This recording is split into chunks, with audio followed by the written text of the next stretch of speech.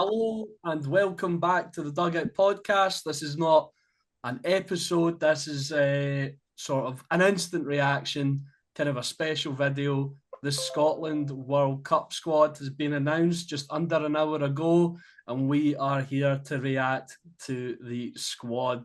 26 Scots travel to the USA, Canada, and Mexico to hopefully write themselves into the history books, at least get out of the group stages, something no Scotland team has ever done before. So we will be going through the men that have been selected to take us to the promised land. I'm joined, as always, by my co-host Ethan Barlow. And Ethan, obviously, we've still got the Scottish Cup and the playoffs coming up, sort of domestically, but I'm starting to get excited. You're starting to get into the Scotland state of mind, aren't you? Yeah, you certainly are, and I think everyone was keeping a keen eye last night on what Carlo Ancelotti had to say about his Brazil squad and who would be included. I think we all sort of had a suspicion that Neymar was going to be included in it, and he will be. So that'll be interesting when he comes to face Scotland. Obviously, still a great player despite his age and his recent injury record, but no, really excited for Scotland. And the squad's okay. There was not too many surprises in there, but I think we noted and over the last few days that we never really expected any. I think he's got some of the big decisions right. We're going to go through the players obviously selected, and then I think I've noted down some of the key players that have missed out that can maybe feel a little bit hard done by. But there's only 26 players that you can fit into this squad, and I think Steve Clarke's made a pretty good effort of mixing youth and promise with reliable players who have been there and done it for him over numerous campaigns. Yeah, absolutely. So Ethan's got the list of players. I think a good way to do it would be we go from goalkeepers through the selection. Ethan can maybe bring up some of his challenges, and we can discuss the selections and see what we think personally. I agree. I've not overall. I've not really surprised. Perhaps a little bit underwhelming, but I don't think we really expected anything crazy in the selections. But you know, these a lot of these players served us well and got us to the World Cup. So hopefully they can keep going and get out this group. So starting with the goalkeeper positions, Craig Gordon, Angus Gunn, and Liam Kelly. Obviously, it's kind of been rotated, I think, with Craig Gordon and Angus Gunn picking up injuries. Scott Bain's been there or thereabouts, but it's been pretty much the same four for a while getting selected. Gordon, Gunn, Kelly, and Bain. Scott Bain misses out on this occasion. What do you make of the goalkeeper selections, Ethan? Yeah, I think they're pretty standard. Not really surprised at any of them. I think Scott Bain probably would have been there as the third option behind Craig Gordon and Angus Gunn if he didn't pick up that injury. So I think very unfortunate for him, but ultimately he would have been going there as a squad player. I think as the third choice, like Liam Kelly will be. So, but congratulations nonetheless to Liam Kelly, and congratulations to all of these players for getting being part of Scotland history. Obviously, it's been 28 years as we seen in that video with Ewan McGregor. That's his name, isn't it? Well, a lot of these guys, most of these guys weren't born, same as us last time Scotland were in the World Cup. So, Yeah. I'd imagine it's like a dream come true moment for a lot of them. Yeah, exactly that. Someone who certainly was born though, and I'm glad he's on the plane, although he probably will likely be second choice, is Craig Gordon. I think he deserved to be there, undoubtedly, after his contribution, especially in that Denmark game. But I think Angus Gunn probably will be first choice, and got no real complaints about the goalkeeper situation at the minute. He's picked the best of what we've got. Yeah, no, I definitely agree. I mean, um, Scott Bain definitely had some shaky moments this campaign. Obviously, he's picked up the injury, but at least he's been playing, which is preferable to maybe Liam Kelly or even Craig Gordon, who have been playing second choice. Although if this was mid-season, maybe Liam Kelly could have broke his way into the start 11 because Jack Butland had an absolute stinker against Falkirk at the weekend. But No, fair play to the three of them, and obviously it'll be Angus Gunn starting in between the sticks. I mean, I think he's been pretty solid recently. To be fair, I mean, he went through a period where you were really frustrated with him for some of the mistakes, and I think I went through a period of calling him Poppadom wrists, um, but he's been fairly solid recently, wouldn't you say? Yeah, I'd agree with that. And the only thing, maybe a little slight bit of a worry for this campaign coming up is that obviously he's not played a lot of first team minutes Yeah, at Nottingham Forest. He did make one appearance off the bench, I think, when one of their goalkeepers was injured, and I think he came on at half time.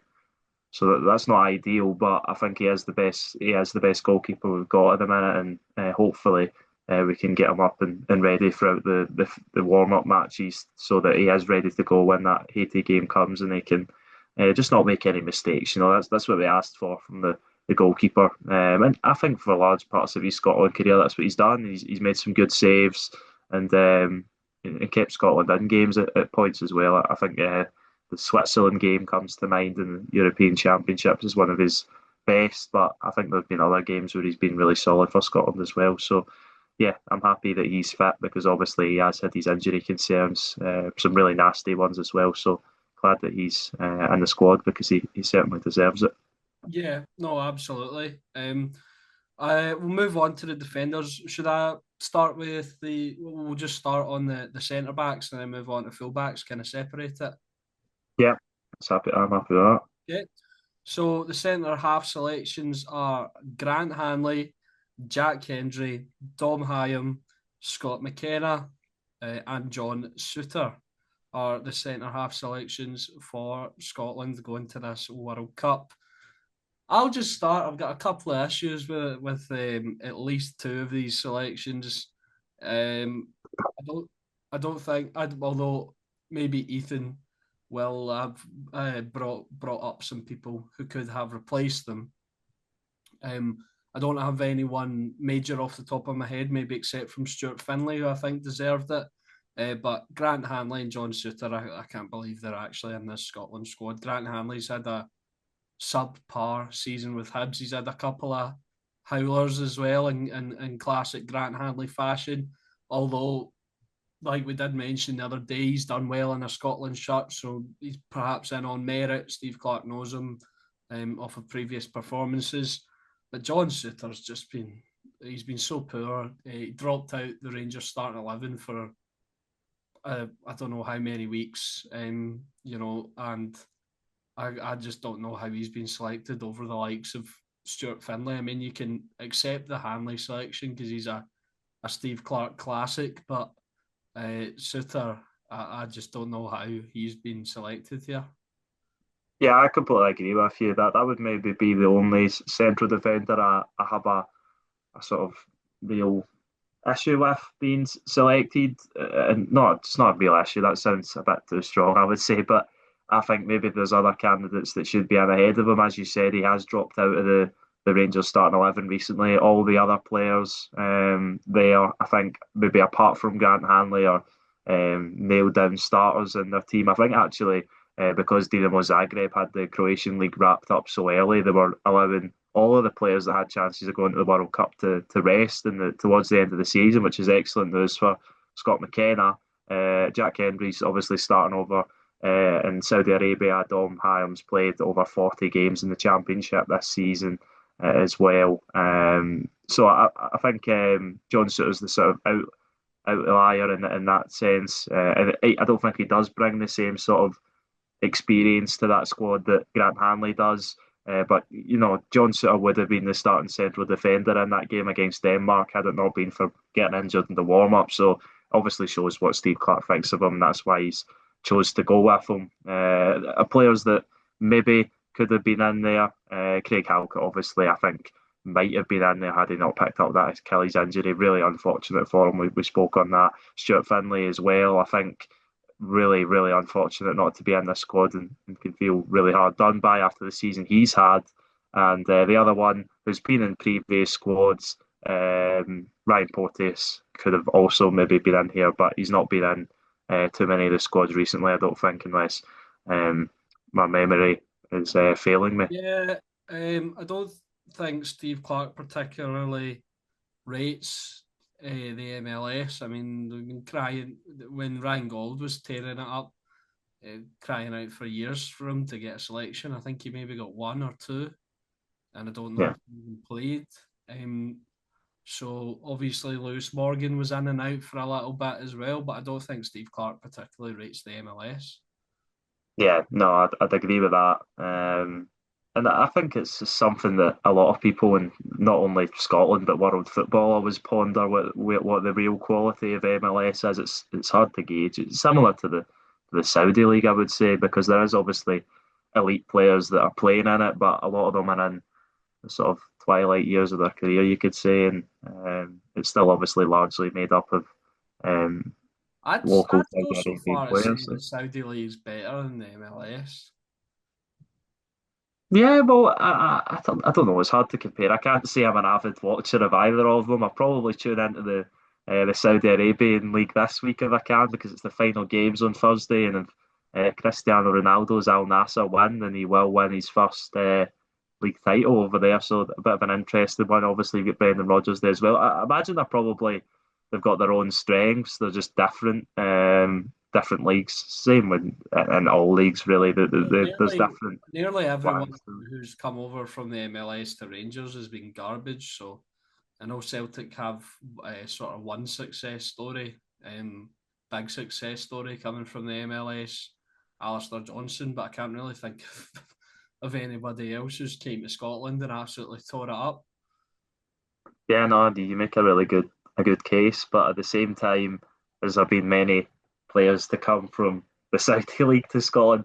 That's a bit of a even weirder transfer. Obviously, Jota, we've not really got to see any I forgot really he was football still from him. a guy, a person. Yeah, yeah. We're obviously going to have to see what his recovery's like and whether he can be the player he once was. Obviously, there's going to be large doubts over that, and understandably so because he's been out for such a while. But yeah, yeah, it's an interesting comparison. But yeah, Ryan Porteous unfortunate, but I don't think he would be starting anyway. Stuart Finley's someone that I think though could feel really hard done by, and I would have had him in probably over John Sutter. You just look at the performances in the same division and starting games recently, and Hearts being a better defence recently, and everything almost balances in Stuart Finley's favour. Also, if Clark is gonna deploy the back three slash five, Finley's way more comfortable playing in that than John Suter has more experience playing in that than John Suter. Like on a week to week basis, Hearts often deploy a back three, so it could that could have benefited the system as well. So yeah, because you have a player that's been playing in a similar position that has been playing more regularly and has been playing better in a better team this season. So uh, strange selection. I mean, you know me, I'll back the Rangers players to the hilt, but I don't know. I just don't have any justification of how John Souther could possibly be in over Stuart Finley. So yeah, I think so. That'll do it for the centre backs. I think maybe the only sort of real change that we're both 100% on, we would have had Stuart Finley in over John Souther. Yeah, yeah, that would be it. And so far, that's the only one I think that we're looking to change, but there might be some further down the line. Maybe. Moving on to the fullback selections now, we have Aaron Hickey, Nathan Patterson, Anthony Ralston, Andy Robertson, and possibly a bit of a utility man. Can play on the left side of the three, or as Ethan would have you believe, he could play in a back four as a centre back.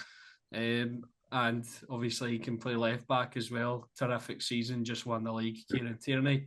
Um, I don't really have many complaints. I mean, I don't. I just don't. Anthony Ralston just keeps popping up in these squads, and I don't know why. Because you've got three right backs there, so I don't know why he's picked him. Again, you've got two players in front of him who I think are clearly better than him. I've played it. Well, no, I'm gonna argue this. Oh I'm gonna no argue way! this. There's no way you're going to argue that he's better than Nathan Patterson. I'm I'm not. right, okay. I'm not know if I'm arguing that he's a better footballer than Nathan Patterson, but Nathan Patterson has spent a lot of his career, unfortunately, either injured or out of the sort of selection, sort of contention So's at Aaron Everton. Hickey. No, but Aaron Hickey, we've seen Aaron Hickey play for Scotland in recent times and be excellent. I don't know. Patterson's never, especially recently, He's in the soft. last two friendlies, he didn't jump out to me as a standout. And Anthony Ralston, although yes, he has a mistake in him, and yes, he's far from the best right back in the world, but I can see why he would have taken Anthony Ralston over Nathan Patterson.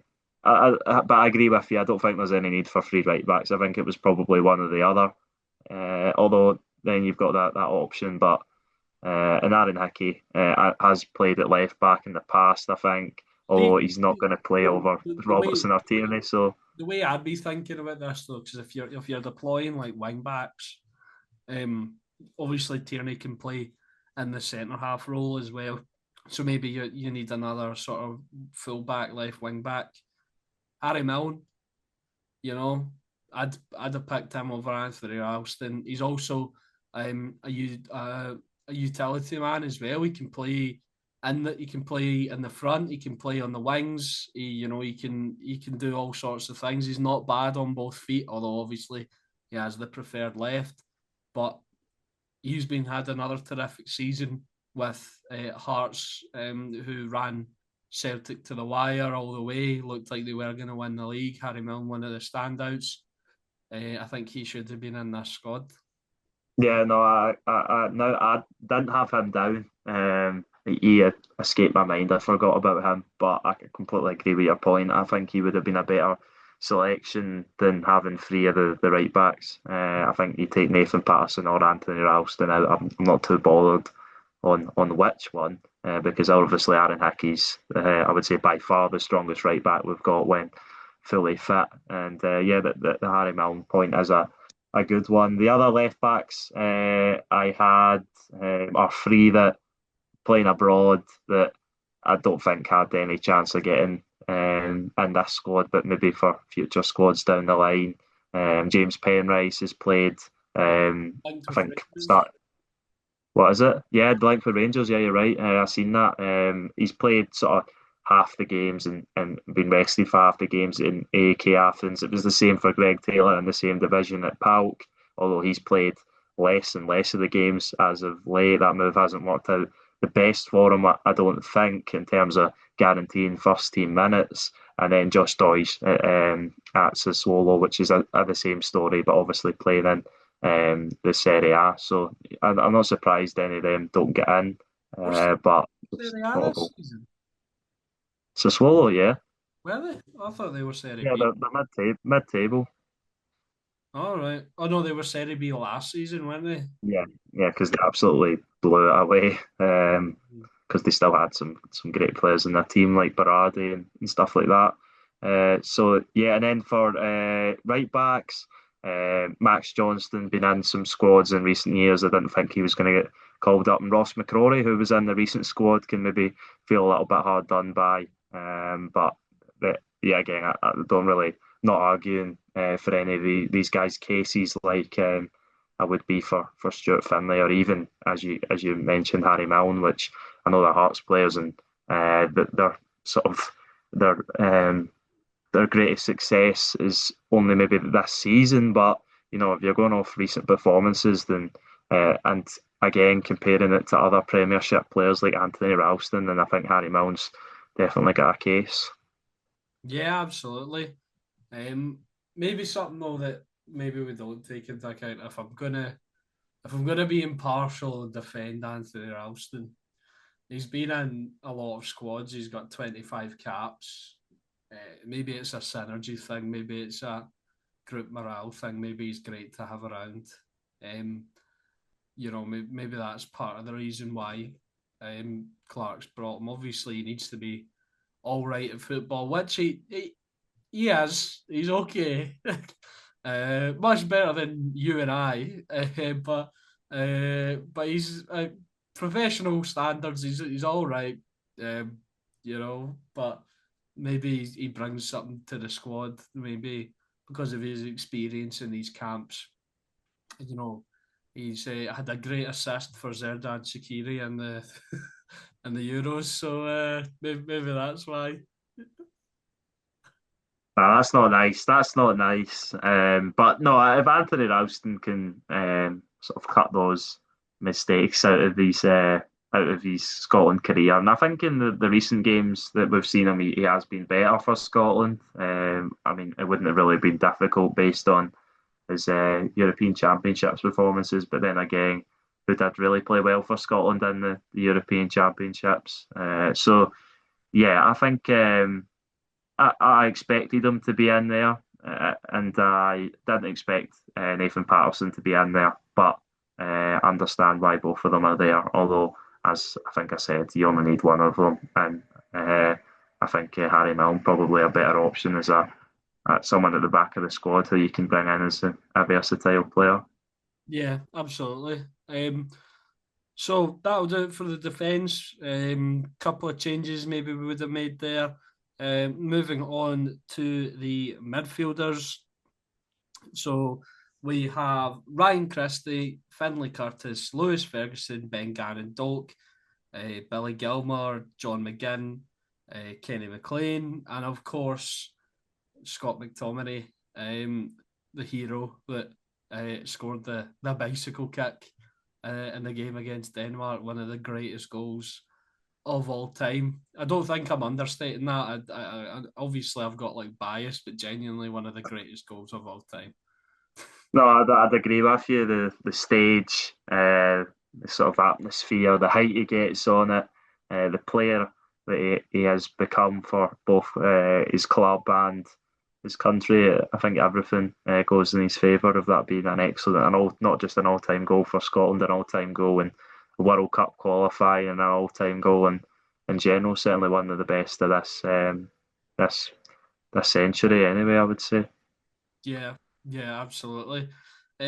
So on these selections, I don't really have any complaints with this. I mean, there might be some people that you thought maybe deserved an opportunity, but I don't see who I would take out for any of these. I mean, Kenny McLean's obviously one that's always been like an outlier, but he's always pretty good for Scotland. So obviously one of the heroes as well, scoring the winning goal um, against Denmark. So just like Callum Osman scored the winning goal against Hearts at the weekend. So yeah, I don't really Yeah, know. sorry, guys. Pardon his infactual or non-factual It's statements. factual. It's literally What? the winning goal is the goal that's scored last. No, it's not. It's the goal that wins the game. But anyway, we've had this discussion before. I'm not gonna fall to argue with you on it. And I completely agree with your point on the But no, not no, on no. not, Kenny not, McLean's not goal did win the game. no, we're not still arguing about Look at this. Callum Osman's. No, we done this on you put this on the TikTok and we got the votes. Like we've got the receipts. The viewers and the wider audience that watched the TikTok agreed with me. So yeah. Anyway, the midfield selection, I agree with you. I don't think you can really take anyone out. Finlay Cutters was obviously probably the most debatable one from the last squad, but since then he's been excellent for Kilmarnock and been really a big part of the Neil McCann sort of revolution, you could call it, at Rugby Park. So I think he deserves to keep his spot. The players that I think could have been in there. If it wasn't for his injury, Connor Barron possibly could have sort of built up enough steam and sort of plaudits to get in that squad. I think Lennon Miller, obviously someone who's been in a lot of squads, but hasn't really fully broke into that Udinese team yet. Although I think the manager and the fans think very highly of him. He's still obviously very young. And then in terms of a winger, one that I've obviously shouted about for a while now, and getting the recognition I think he deserves towards the end of the season, is Calvin Miller. Yeah, again, I can't really make a case to bring him in instead of any of these players. Although what I will say is, if you could drop a fullback, you could drop one of the strikers, and then there's two extra slots for a couple of midfielders. But I think he's got the balance right. Maybe another winger, I would say. I wouldn't have mind maybe dropping one of the right backs or even one of the strikers to get Calvin Miller in the squad, because the two wingers you're relying on, Bengan and Doak. Fingers crossed that this doesn't happen, but he's obviously been played with injuries throughout his career, and Finlay Cutters is very young, but you could argue the case as experienced in these situations as the likes of Calvin Miller, despite the age difference. Yeah, absolutely as well. I mean, Curtis obviously has been exposed to playing at Ibrox and European nights, and came on last season at Old Trafford against Manchester United, and impressed. I think Rio Ferdinand was raving about him and Bailey Rice on commentary. Curtis, I think despite being so young, he does have that big game sort of experience, and he won't shrink. Um, but yeah, I think Calvin Miller is definitely, deserves an honourable mention, I think. But for me, I think Clarke actually got this entire selection correct. So yeah, that'll do it for the midfielders. And now we get to move on to my favourite part of the pitch, the strikers. And there's one, maybe you can guess, that I do not agree with at all. Striker options for the World Cup squad are as follows: Shea Adams, Lyndon Dykes, George Hurst, Lawrence Shankland, and Ross Stewart. I'll come to you first, Ethan. Initial reactions to those five front men. Yeah, well, I thought I'm not surprised by three of them. Obviously, Shea Adams, Lyndon Dykes, and Lawrence Shankland, I think, picked themselves. We always knew Shea Adams and Lyndon Dykes were going to be there, and Lawrence Shankland obviously deserves to be there. I think most of the population think he should actually be the starting striker. Whether he will be is another question. For George Hurst and Ross Stewart, obviously similar numbers in the championship this season. I only expected Steve Clarke to take one of them, but he's obviously went for both of them. I don't know if we need five strikers. I think, as I said before, I think you'd be better putting another winger or midfielder in there rather than five strikers, because most of the time Scotland will probably only play one, possibly two. So yeah, I think the five are probably right. But I just don't think you need five. I think you probably cut George Hurst or Ross Stewart, and I would probably prefer Ross Stewart. I think he's been on the better run recently, playing in the better team, scored some big goals for Southampton against Arsenal in the FA Cup, and I think some big goals on the road to the playoffs, where of course they're in the playoff final now. So yeah, but I've, I've yeah, got again, I don't think I've, both of them are going to get too much minutes. I've got two strikers that I would have taken over George Hurst. Okay. I probably would have taken myself over George Hurst. But I've got, I would, I, Ollie McBurney, difficult to ignore. 18 goals in all competitions for Hull City this season, 25 goal involvements in 41 games. Pretty hard to ignore that. Although he has his own separate issues. And then you could obviously take Barney Stewart as well instead of Hurst.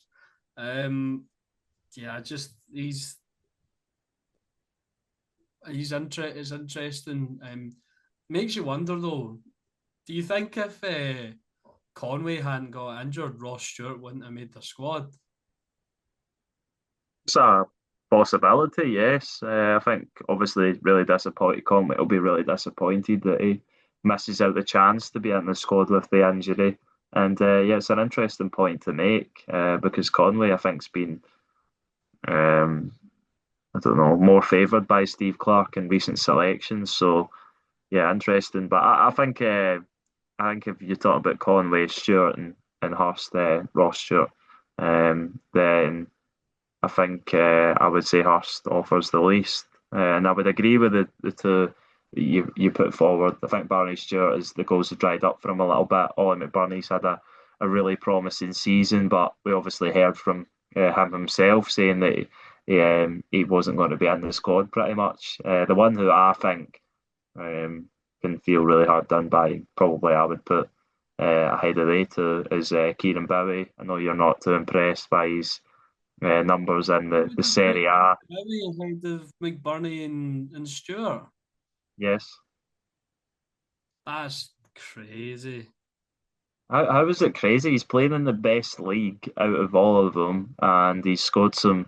And Hellas Verona are already relegated, and he had to turn around a sinking ship really when he got there in January. And I think he's scored some big goals for them in recent weeks. Scored at the Allianz Stadium against Juventus, scored at the San Siro at the weekend against Inter Milan, and yeah, I think he can feel hard done by. But we have got a lot of strikers that could make a case for themselves. It's just about who's going to actually step up at the tournament when it comes to it and get the goals that Scotland need to Well, get out of the group certainly, and realise the full potential of what I think is a squad made up of talented players across the board. okay. Well, here's Kieran Bowie in the Scottish Premiership statistics compared to Barney Stewart. So Kieran Bowie played 1,600 minutes. Barney Stewart 1,100. 22 games for Kieran Bowie, 14 for Barney Stewart. They both scored the same amount of goals. Barney Stewart outperforms him in XG. Bowie with one more assist with 3. Barney Stewart only with If he outperforms him in XG, that means that Kieran Bowie was more clinical than. yeah, the Barney, yeah, but he's only outperformed them by Yeah, point. but the game's not played. The game's not played on paper. Yeah, but he's Obviously, you take outperformed them them into at XG consideration. in less games. I don't think that makes him more clinical. It's Well, also it's it also does. That's exactly what the stats used for. If you score, accumulate more goals it's from. also only point 0.2 um, expected Oh, goals as well. So well, um, I'm not comparing. I'm not comparing them because one of them now plays in the Serie A and has scored against Juventus and Inter Milan, and one hasn't scored any goals in recent weeks. So, in terms of recent form, Kieran Bowie's been scoring better in a more difficult league. So, you just I think there can't. was a case for Barney Stewart, but I don't think there is one He's anymore. I been think rubbish though. how has he been rubbish? He's been rubbish. If you watched them play, He's only scored 4 goals. yeah, and how many games has he played? 13. 13. That's not a bad return in the Serie A for a team that's one of the worst in the league, the second worst in the league, I believe. Okay. He scored 3 goals in his last 5 games. He's played 90 minutes in all of the games. I don't know. If I was making a case for another striker, it would be Kieran Bowie, I think. He's been bad. He's been How's bad. he been? But what you've not proved anything to how he's been bad. I He don't was know how he's been poor, bad. and then he starts scoring when the league's like done. Basically, when he scores against teams when there's like nothing to play for. Juventus have got something to play for. They've got Champions League to play for. Okay, scores against Inter Milan, who've already won the league. Wow, well done, mate. You know, So do you think Barney Stewart, if he was starting for Hellas Verona, do you think he would have scored against Juventus and Inter Milan? yeah, probably. I think Barney Stewart would have double the goals that Kieran Bowie has. When was the last time Barney Stewart's had an excellent season, take nothing away from him, but I just don't think you can compare them. When Why one of not? them, He's well, basically, because one of them's well, he's playing in the basically, Serie no, A. yeah, but he's basically doing the same thing, if not better, in the Scottish Premiership that Kieran Bowie's done. So why can't you compare them? Why can't he be linked with a move to the like Serie A or something like that? Why I can't no, I you? think he can be, but at the moment he's not. He's not. He's not in the same I stage of just his career as Kieran Bowie is. He's not. He's not. He's just not. And I think he can get there, but I just don't think he's at that point yet. And he's not. He's been on not as good form recently. He's not scored in any of his last five, whereas Kieran Bowie scored three in his last five, playing in a better division. So yeah, I for think a Kieran washed Bowie's. up team that are playing for nothing against teams that are playing for nothing. Juventus were playing for Wow, nothing. one team that was playing for something. Wow. They're all playing. You could make the case for. No, you couldn't really make that case in fairness. But Um, what case were you going to make? What dumb case were you going to make? I was going to say, I'm not even going to say it. But No, Falkirk no, were no, playing for something. come on, I want to hear Falkirk, it. Falkirk were playing for something in the split, and Barney Stewart didn't score any goals. So Exactly. So, in harder levels of competition, this is a silly argument. But no, if I had to take out one of those strikers, Kieran Bowie would be my personal preference. um, okay.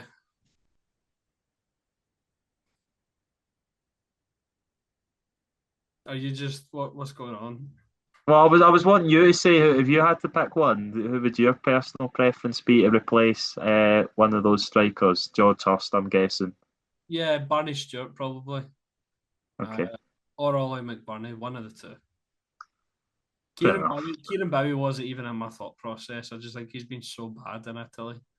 So Have you watched them play? I have watched him play. Yeah, Who did you watch him play against? actually did watch him in the Inter Milan game. Oh, you watched the game. Yeah, I did. What was the score? I can't remember. Ah, oh, No, lying through seriously, your teeth. wait. I can't. I think it might have been. Was it one each? Oh yeah, yeah. You looked Yeah, it up. I What did was look his that goal? up. Sweet thing. What was his I've not what even was his goal like, Alex? got football open. Eh? What was his goal like against Inter Milan at the San Siro? I think I might be getting them confused with the Juve goal, but it was one of the two of them. He sort of like slipped it past the goalkeeper outside of the boot. Can't remember what. Might be getting it confused with the Juve goal. But um, yeah, I did watch that game. I just don't No, think I just don't think you did I don't because think it was a meaningless game according to you. So, and you don't like Kieran Bowie, it seems. So there would be no reason to watch that game. I like Inter Milan. Do you? Is that your Italian team? No, my Italian team's Napoli. Oh, fair enough. That's mine as well. Mine's is Napoli, Sassuolo, Hellas Verona, Bologna. Torino, Bologna, I, Udinese. I don't like Hellas Verona. Well, they won't be in the Serie A next season, so you They've don't need to just worry got about it, lost mate. players. I mean, Corey and Dava plays for them for God's sake. Does he? Oh, yeah, he went with Kilmarnock to go there. Yeah, so yeah. Oh well, Yeah. that's a pointless Oh no, wait, debate, but he's that's at what it's Lecce. about. He's at Lecce. My mistake. Yeah, Um, I didn't think he was at Hellas Verona, but I didn't know. I couldn't 100% tell you that, but could um, not. no, I couldn't because I'm not gonna lie, I don't watch the Serie A on a regular basis, but um, yeah, I think Wait, the Kieran Bowie Bowie. goal. I was right. It was the one where he just slipped it past the goalkeeper late on. I was Yeah, right. you're right. Okay, Yeah. okay, that means you watched the game then. I did I watch the stand game. corrected. What? I did watch the game. Okay. There's a certain reason why, but didn't work out for me in the end. But please, please gamble responsibly, ladies and gentlemen. Um, so yeah, no, I mean, I'm open. I mean, Kieran Bowie. I mean, I guess he's all right, but just not on the level of Barney Stewart. Yeah. You done arguing with me now?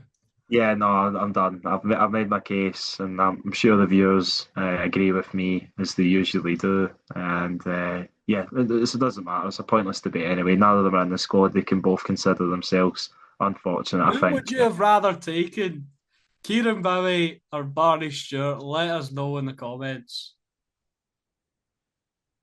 Okay, and are you going to ask them who they would have taken out? Maybe people are just happy with the five strikers that Steve Clarke selected. No way anyone's happy with George Hurst.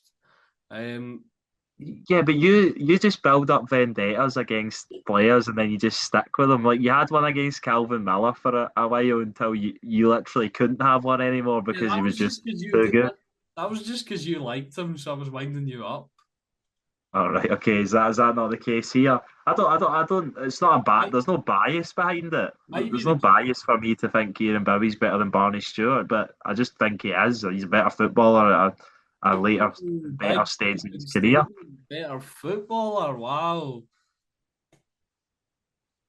Do you think Right. Okay. Kieran Bowie's a better footballer than Lawrence Shanklin? No, he's not. So I've just shattered your logic. How have you shattered my logic? Because Kieran Bowie's playing in the Serie A. Yes, but Lawrence Shanklin could play in the Serie A. Could he? Yeah, So could Barney Stewart. yeah, I think he could, but he's not, and his recent form is Neither is suggesting Lawrence that he Shanklin. should be. What? Lawrence Shanklin doesn't play in the Serie A either. So, But Lawrence Shanklin's recent form has been excellent. oh yeah, kind of forgot about that one. Yeah, Uh, okay. I just like a good argument. Yeah, I know you do. I know you do. But do you think that's a toxic personality trait that I just pick fights for the sake of it? No, I think it's just just enjoying debating. That's what people build their podcasts and radio shows off of, just arguing with people with no logic behind their debate points or Yeah. discussions at all. The Um, STV Radio Football Show. Uh, no, no, not at all, not at all. And they actually, well, I think I said it yesterday that they brought a little bit of an exclusive about Danny Rowe, which I mentioned on the podcast yesterday about reviewing the final league games of the season. So if you want to go and watch that, then did you if you say haven't that? watched it yet, Did then we please talk go. about that? Yeah, about the Danny Rowe wanting leaders, I think. Oh no, maybe we didn't actually. I don't think we did. I think that came out after we uploaded or recorded, All probably. right, okay. All right, well, You want to we talk can. about it here quickly before we finish up? No, this is the Scotland episode. Okay, okay, that's fine. But that I think that'll do it. There was something that I wanted to look at. We can do well, we won't do a full run through, but I just want to read out the Brazil squad and see what we think. Um, Do you know of? I don't think we have, but I haven't seen Haiti or Morocco squads floating about yet. So I think that we're still awaiting them coming out. But yeah, obviously we can go through the Brazil squad and analyze it. let's see. I'm trying to find it. Great podcasting here, guys. Maybe Haiti have released their squad here. It looks like anyway. Do you want me to read out this Haiti squad that's in front of me? Yeah, if you want, mate. Right, okay, so the Haiti squad, the goalkeepers are Placide, Pierre, De Verge, the defenders, Arcus, Pog, Pogien, Lacroix, Experience, Lacroix. Deverne, not the one that plays for Crystal Palace, the one that plays for Colorado Springs, Deverne, Aid, Del Croy, former Burnley defender, now at FC Lugano in Switzerland.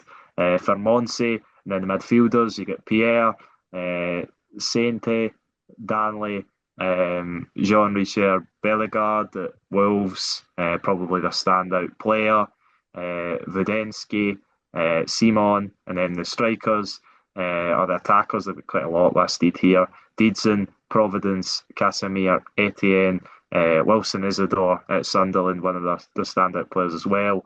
Nazon, Pierrot, Fortune, and Joseph. So not going to say I know too much about those players, but we knew that when we were drawing against Haiti. But that doesn't mean that we can't be cautious of what we're coming up against because they're fighting in their first ever tournament. So Yeah. it'll be a big moment for them, same as it will be for us. So that's not going to be a walkover at all.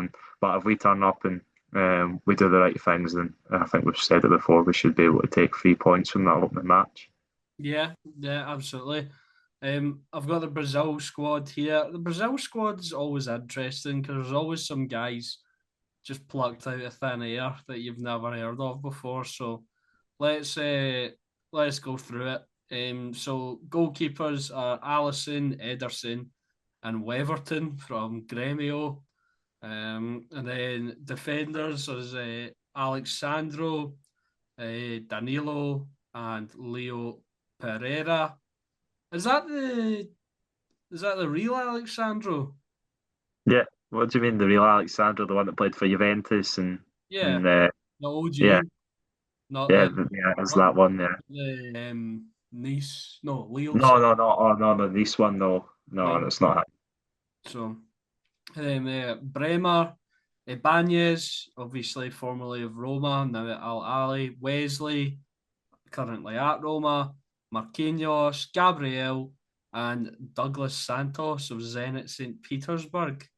Not the only Zenit player in this team. Midfielders are Bruno G, Casemiro, Danilo Santos of Botafogo, I believe formerly of Nottingham Forest.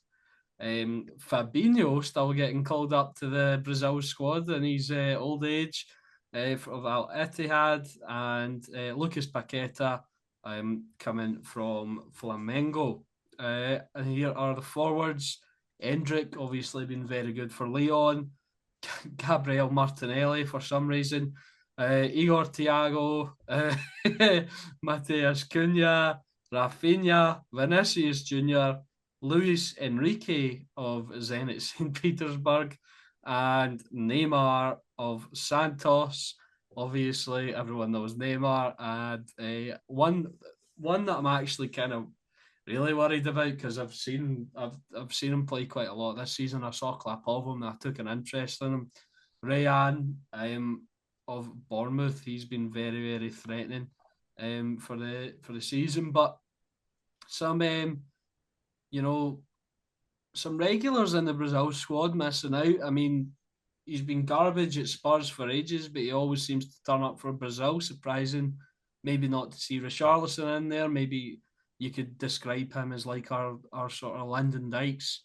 He's always he always gets selected, but he's rubbish all the time in club football. But yeah, just looking through that squad, I mean, it's pretty grim reading if you're a Scotland fan, especially when you get to the front line. Yeah, no, it's not the most glamorous of Brazil squads ever, but it's still a Brazil squad, and they've still got really talented players. They've got Ballon d'Or winners. They've got Neymar, who even at his age, as we mentioned earlier, is still going to be a problem. Rafinha obviously had a few excellent seasons at Barcelona. Igor Thiago has been excellent since signing for Brentford. And the really interesting one that didn't get selected that a lot of people speaking about is Chelsea announced their player of the season today. João Pedro not selected by Carlo Ancelotti, which is a really interesting one. But obviously they've still got a lot of attacking quality there.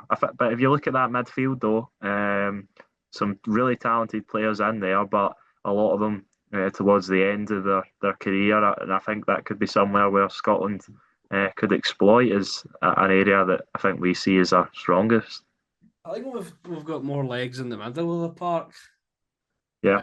That could be an advantage, although Casemiro has been excellent for Manchester United this season, rolling back the years. But I think we've got more legs in the middle of the park. We could maybe exploit some of the defenders that are a bit older. I just don't know how Grant Hanley's going to keep out Neymar and Vinicius and Endrick and Cunha. Rafinha. Yeah, and they're all excellent players as well, but they've got with that sort of introduction of Igor Thiago, they've got a bit of brute force in that attacking line now as well. So yeah, it's gonna be God. Oh Jesus. We're What am I absolutely setting ourselves up for here? I'm absolutely cooked. Oh, I'm away to Well, retire. hopefully Scotland have already confirmed their qualification by the time we get to that game in Miami, and the trip to Boston is a successful one. And Oh I yeah, think we'll probably talk just the about the just the small matter of beating Haiti and then trying to get a result against Morocco with Brahim Diaz.